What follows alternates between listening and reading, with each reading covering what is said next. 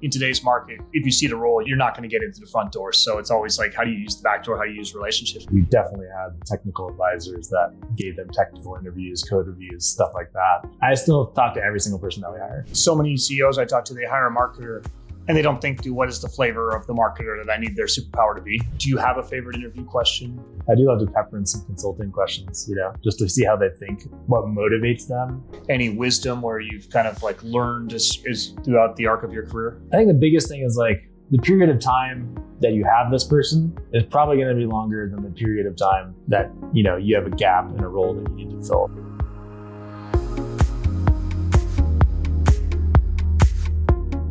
Welcome to How I Hire. Today I'm joined by Evan Huck. Evan's a friend from GTM Fund and just startups in general, former sales leader. He saw the pain of customer testimonials and he founded UserEvidence to solve this problem for companies. Evan, welcome. Great to have you. How's it going, Andy? Good to hang out. It's great to hang out too, man. I know you work with so many go-to-market companies and really excited to talk about kind of how you find talent, evaluate talent, make talent successful. I think you've seen it as an AE, you've seen it as a CEO, and you've seen that whole transition. So it's only the most critical thing you can do in a company is hire the right talent. So I say there's only like 2 or 3 jobs for a CEO, right? There's hiring talent, pruning talent, raising money, and inspiring people with a great strategy. So hopefully you're good at all 3. Yeah, it's easy. That's terrific. Well, maybe let's start off just kind of in the, how do you say you're designing a new executive role? Like, how do you think about that? How do you structure that? Like, be curious, like what works, what doesn't there? Yeah, it's interesting. Like a good example is actually the first time we hired our first executive hire was a VP of marketing. Some of them are like more well known. Actually, our first one was VP customer success. Like that one, I knew exactly like that role is relatively straightforward, so it was easier to define and scope what they do. We had been doing it, my co-founder Ray and I. So essentially, taking parts of the job that we're already doing, up-leveling it, eventually having them hire new people. So that was relatively straightforward. The one that was tricky was our VP of marketing.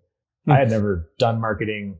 My whole last company never had marketing, so I'd had like very low exposure to it. And there's a lot of ways that you could go on that hire. You could have someone who's strong in product marketing and weaker in demand gen, or specialist versus generalist. I think we talked to a lot of marketers that as we talked to them and just interviewed them, like we kind of had a wide aperture to start. And then as we talked to them and figured out what they're good at, we then mapped that to, I think like the problems that we believed that we had and the big initiatives that we believed we need to tackle, which helped us further hone the scope of what we need, which within the marketing case ended up being like probably 50% product marketing to start, like 30% brand, and then like 20% like demand gen as our first hire. And then of course, that VP of marketing ended up hiring, a product marketing person, a demand gen person, and a content person, over time. But I think like for those jobs that have a lot of sub jobs in them, you're trying to figure out the right kind of portfolio balance or pie of expertise and mapping that to your challenges and your big initiatives is the kind of methodology there. I love that. So many CEOs I talk to, they hire a marketer and they don't think through what is the flavor of the marketer that I need their superpower to be. So it's awesome that you did that. It's amazing how many people I give that basically that exact same thing. It's like demand gen, brand, or product marketing. Like, where do you need? And they're like, oh, I hadn't thought about that. I've seen some CMOs churn out recently because they haven't. Given that you hadn't hired it before, how did you research that? Did you call recruiting firms? Did you call your investors? Like, how did you get smart on like what you needed? Yeah, we definitely leveraged our network to find other, marketing leaders and even other just early stage CEOs that were maybe a little bit ahead of us that had a similar business pattern, which for us was like, mid-market to enterprise offering, selling into marketing, heavily outbound at the time oriented organization. And so we talked to other leaders that had that and asked them, what were the profiles of people that you hired? And that helped us, scope the initial spec. But honestly, it was just like probably the first 3 or 4 interviews where we really started to learn about the differences in skill sets. And then once we heard people give examples of how they'd applied these skill sets, it was easier to be like, all right, that's cool. We don't need that here. Not applicable. But like, ooh, yeah, that's cool. And that's like solved a big problem for us. And it's a contrast to skill set that we don't have, which I think is meaningful in an early stage company. It's like, you want diversity of skill sets so you can kind of cover more ground.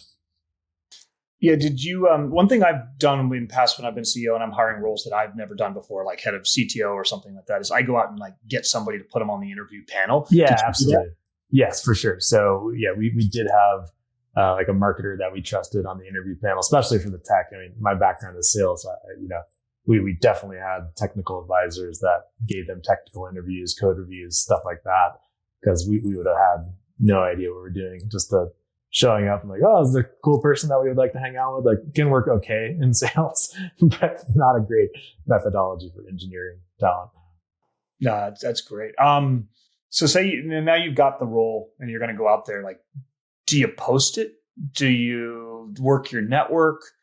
Do you hire recruiters? Do you call your VC talent teams? Like, what do you do?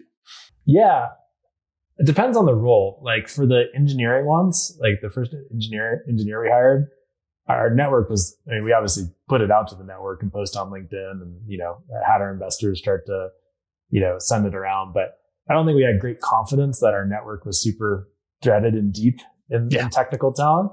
And so for that one, it made sense to, like right from the get-go, like we had an engineering recruiter that was also working with us. And ideally, those are contingent, if it's, a first engineer, for instance. For leadership, oftentimes you have to do a retained search, of course. And we did do that for our VP of sales. Mm-hmm. But yeah, so some of them that are recruiters, for the VP of marketing, it was actually through GTM Fund that we got introduced to that person. Same with our VP of success, actually. So yeah, combination network investors, you want to do all of the above, but I think if you have low confidence in your network, at least having a contingent recruiter, and we use contingent recruiters even when we're strong, because they're contingent. They're nothing to lose. In other words, you don't pay them unless you actually hire from them. Yep. And for the ones that are really critical and like really tough, like VP of sales was a good example. Like we missed on our first VP of sales from our network, and you mean not a good hire or something? Yeah, not a good. Yeah, let them go after 6 months, and so we're like, all right, we can't get this. We can't afford another miss on this one. We have to get it right. And so like paying whatever 60, 80K or something like that for retained. Yeah, let's do it. That's awesome. We'll dive into the how do you know when you get it right, or how do you get it right later on. That's fun. The one thing you didn't touch on is like your VC talent teams. Like, do you? It depends upon like if you're earlier stage. Sometimes they're stronger in some of those roles or not. But have you found those to be helpful, and any of your VC talent teams that you found work well? Yeah, definitely. And some of them are good at different types of roles. Like one of our seed investors, and this is part of the reason we chose them. Ray and I, my co-founder, come from sales backgrounds. So, obviously a good experience there, very little product and industry experience. And so Before was one of our first seed investors, where the two guys were like, early product managers at Google and something else, and deep networks in those spaces, and also we also pulled them in to be interviewers on the panel. And so that network was, very useful for that role. And then, go-to-market fund, for instance, obviously helped us find VP of marketing and VP of customer success, because that's where they're strong. But yeah, definitely. And that's one of the areas that's easiest probably for investors to help. Yeah. So yeah, absolutely leverage them. But having, slightly different investors that are good in different types of roles, like I think was an advantage as well. That totally makes sense. Yeah, you and I met through Go-to-Market Fund. They're a great network in so many ways. Yeah, 100%.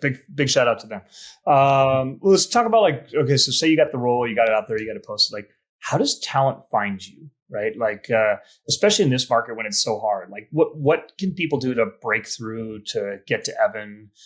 Or is it more, are you locked down, or how do you think about That's a good question. Like, it depends on the role as well. Like, engineering, honestly, like our last 2 or 3 engineers, like we just posted a job posting on Workable, which then syndicates it out to a bunch of job boards. And we got like 500 candidates. And I think Grant, our head of engineering, probably just built his own AI bot to just like kind of cruise through the resumes and like pick out the top 100. And then he reaches out to them, has to do a little code challenge or whatever. Mark, when he hires his marketers, like he's got a huge network on LinkedIn, so he gets a ton of demand. And so he's pretty rigid about like, you have to go through the application process, because he's got a bunch of like big, long essay questions, which are, important for judging your writing skill as a marketer. But for sales, it's an interesting one, right? Like, all right, I want to see you actually not go through the process, and I want to see you multi-thread. And so like I kind of expect like some creative outreach, multi-threaded, multi-channel, pinging multiple people in the company. If it's Amanda's hire, Amanda's our SDR manager, you should probably be pinging me and Heather, our VP of sales, with like, hey, I reached out to Amanda and I'm excited about the role because of this, and this, excited to hopefully meet you one day. Like that demonstrates the skill set that you need to have in sales, where you need to have this creative, social oriented outreach. And so I do want to see that pattern in a salesperson for sure. Dude, I love that. Yeah. I had never thought about it as nuanced. I'm always like, in today's market, if you see the role, you're not going to get into the front door. So it's always like, how do you use the back door? How do you use relationships? But it varies role by role, right? Like your head of I think it's all, I would always like, just because I'm a salesperson, like, if I was an engineer or even from marketing, like I would certainly do the application, but it doesn't hurt to go direct, to the hiring manager if you can, just because like, it helps you stand out amongst the stack of resumes. One of my favorite jokes someone once told me is like about hiring is like, yeah, I'd like to print out all the resumes and put them on my desk, and then I take half of them and I throw them in the trash because I don't like to work with people that are unlucky, which I thought was kind of funny. But my point is like, don't depend on, getting through the resume stack through the front door for sure. I deeply agree with that.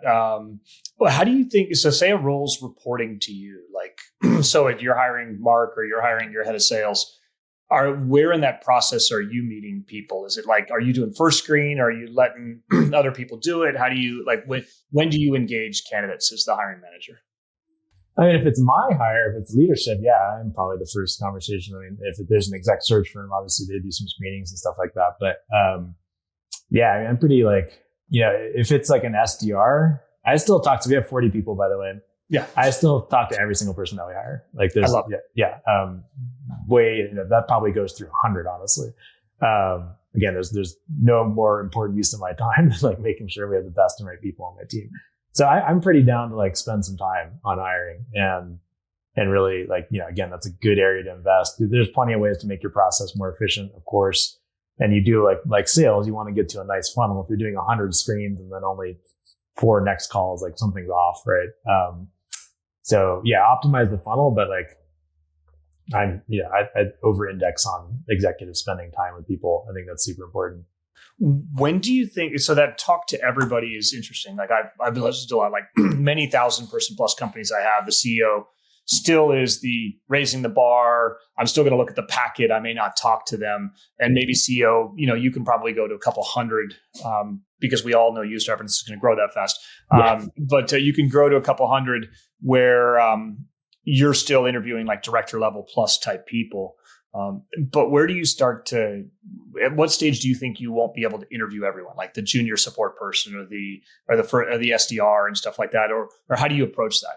Yeah, I mean, I think that will come, but then the same concept still applies in the kind of geometric sense. It's like, all right, if it's an SDR, then the VP of sales should be spending time with that person, right? Two roles, 2 levels away, right? That skip level interview is, I think, pretty critical. So yeah, there will come a time where I won't be able to do everyone, but then at least our VP suite should have range until we get to 300 or something like that. But yeah, I think it's just like, it's critical from an assessment perspective. It's also critical for a candidate experience and recruiting perspective. If that candidate's got 2 offers, put me in, coach. Like I can sell, right? If the other company doesn't put their CEO on, like we probably win that one, right? So it's like, especially if it's competitive, like, having a good executive presence and putting some of your best, smartest people forward, I think is really smart. We also think about that just from a diverse interview panel across functions as well, especially in functions like marketing or product where there's an inherent cross functionality to it. The panel is not always vertical. It's like it includes people from multiple functions. And if it's a competitive scenario, it includes some of the sharpest people that I know show up incredibly well in an interview and can sell too, because we want to win that candidate, right? I love it. You kind of touched on it, which is kind of a little bit of a parallel with what your business does too, right? But the employer brand, right? Like, and how people think about it as an employer. Do you think about that? Because it's like, how do you close the best candidates, especially because you're in Wyoming, I think it is? Or no? Yeah. Did I get this right? Yeah. So you're unique, but you probably have the remote thing going for you. But yeah, for sure. How do you differentiate user evidence from other folks? How do you make it seem like a really attractive employer? And what do you think about there on that side? I mean, the nice part is like the same work we do from a thought leadership, a content, humanization, cool factor, whatever, for marketing also applies to, employee marketing, right? And it's the same channel, right? For us, it's like, well, oftentimes LinkedIn. And candidates, we just had a post today. We did a series that Mark, our VP of marketing, has been leading, where he interviews these people in these cool locations. The last one with Dave Gerhardt, where they played golf together, and the one that just went out today was me and Mark in Jackson Hole skiing, just talking about my background and stuff like that. And I think that that is a channel and a medium through which you're able to kind of display your company culture and who you are as a human and what your values are. And I think it's good for brand and lead acquisition and all that, but it's equally important for employee marketing and candidate acquisition, and displaying this kind of unique, interesting, human, balanced culture that we have. Do you or anybody use your platform for like powering the careers page as well too, or is that something people haven't gone there yet? We've thought about it. We've been asked about it a few times, and I think it's interesting.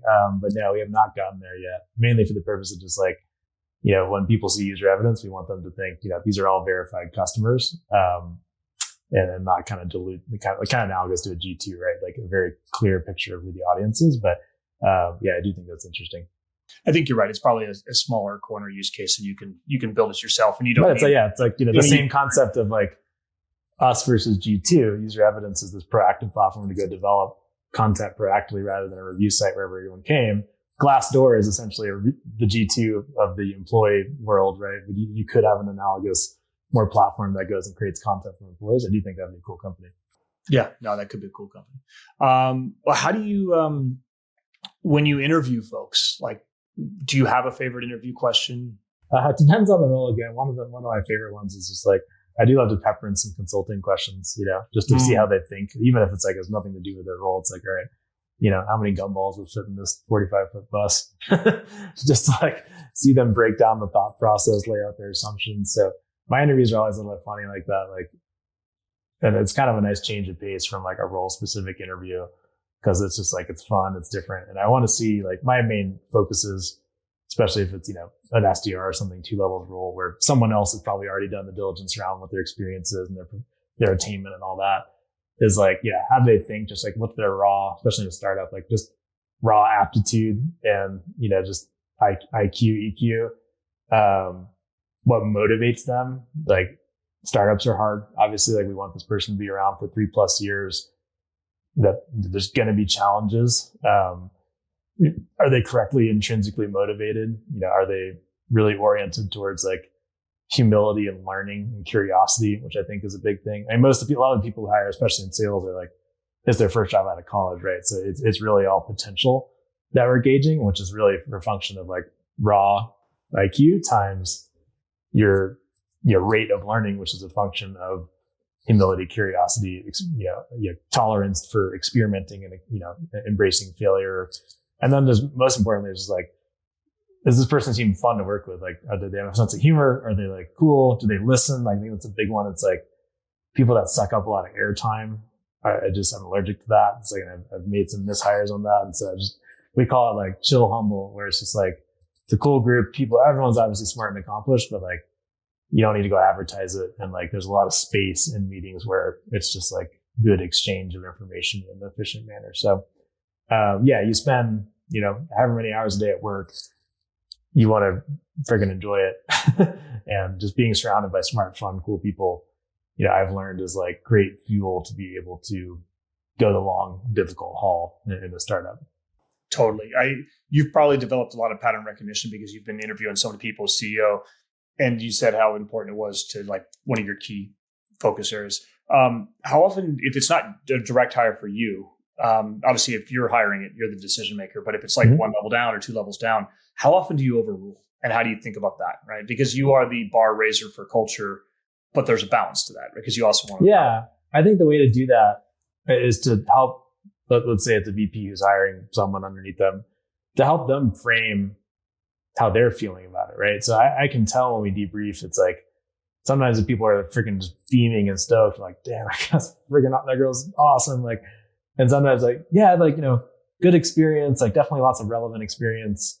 Probably, really good at this dimension. And you're just like, and you're trying to help them find, like, are you rationalizing your way into this? Which is, I think, the biggest mistake, and the mistake I've made most in my hiring is like when someone's got some big upside somewhere, but some holes somewhere else, and you're not like 110% stoked, and then you start rationalizing. It's like, all right, we need a person in the role, and like, God, they worked in a similar space, and like whatever the things are that you're trying to say to yourself to go cover up something, it's a really good signal that you're like, all right, nope, don't do that one. Like, you should get out of these interviews, and people should be like so stoked to be like, oh man, like this person's going to be epic. And so most of my overruling is just like challenging them down on their level of stoke. And if I don't see that, it's like, I try to ask questions to frame. It's like, are you really like amped on this and excited? If not, then the urgency that we feel to hire is not as significant as the need to get it right. I love that. Yeah, I've seen those times when I can see something that one of my employees doesn't see, and I feel like it's still their hire, not mine, which is an interesting one. But I've had a couple where they may not fully admit it, and then they'll push through the hire, and then that kind of gets to the, okay, how do you deal with like the next 3 months? But those are the balances, right? Like, I've always erred on the side personally of, I'm going to tell you what I think, but it's your call, because if I take that out of your hands, then it sounds like you're in a similar boat, right? I'm going to get the outcome that I want. There's no question about that. But I'm going to do it. I'm a talented salesperson. I'm going to do it in a way where it seemed like their idea, right? So it's like, you Miyagi them a little bit. Yeah, you Miyagi them in the inception to like, it's the Socratic method to get them to the right outcome that you think is the right outcome. That's good. I had a great experience one time where a hire manager, I was like, listen, there will be a challenge. I can see this here. And he's like, oh, but I still want to, he called me from Hawaii. He's like, I still want to do it. And I'm like, okay. And, at the 30-day mark, I was like, how's it going? He's like, well. And so, but like, that was a learning experience for him. And, the organization learned, and we got somebody better. So, yeah. And like, if someone's really amped in the defense, great. Like, that's usually a good sign that they're amped for a reason. Like, and that's fine. But like, at least the challenging them, if you challenge them, they back down, the sign it wasn't that strong. If you challenge them, which has happened before, and they really jump to defend, they're like, no, like this is this. And here's why I'm super excited. It's great. All right, cool. That's all I wanted to know. Right. But that's my job, is to test that level of excitement. I like that. That's a good balance to it for sure. So, I mean, we talked about obviously you got Mark, who's a rock star marketer who I know too. And then your salesperson that didn't work out. Like, talk to me about like that first 30, 60 days. And you said they went to 6 months on that one. Like, how do you? Yeah, maybe even 5. Yeah, but how do you like set up them for success, and how do you like out the ones that aren't working? That's a good question. And I think honestly, like 4.5 to 5 months is, I mean, other than like if they did something ridiculously inappropriate or something, like that's not bad. That's like probably the right window. It's not too long, but it's enough to like know. So that I don't regret that at all. I think that was the right window there. But yeah, how do we know?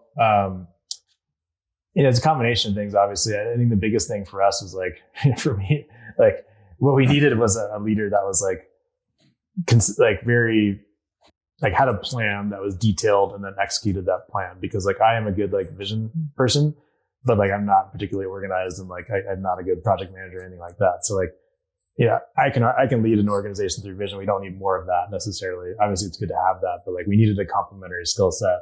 And I think it was clear that like, after a while, that there just wasn't like a detailed plan. It'd be interesting that like the more important takeaway maybe is like, I had that feeling in the interview process where I was like, I don't think this is right.